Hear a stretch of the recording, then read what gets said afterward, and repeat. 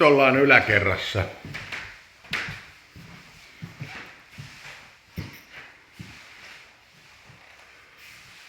Siellä on vaatehuone.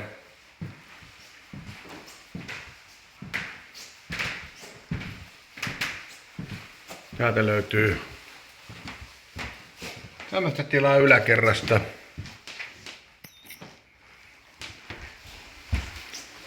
Sitten kun mennään alakertaan,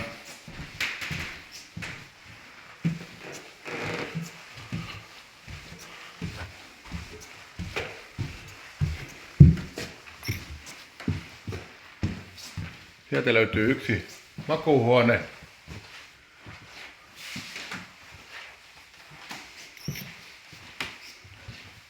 Siitä löytyy toinen makuuhuone.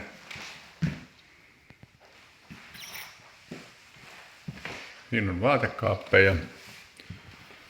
Sitten löytyy keittiö,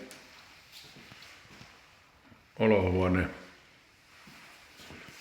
Täältä löytyy pesuhuone ja sauna. Tästä löytyy WC ja tuosta mennään pihalle. Toivon mukaan saa jonkunnäköisen selkeyden, miten huoneet tässä on, ja ulosnäkymät on olohuoneesta hieman tällaiset. Täältä kun katsotaan, niin tosiaan tuolla on noin 2 makuuhuonetta ja tuohon oikealle puolelle tulee sitten keittiö. Ja tuolta menee rappuset ylös.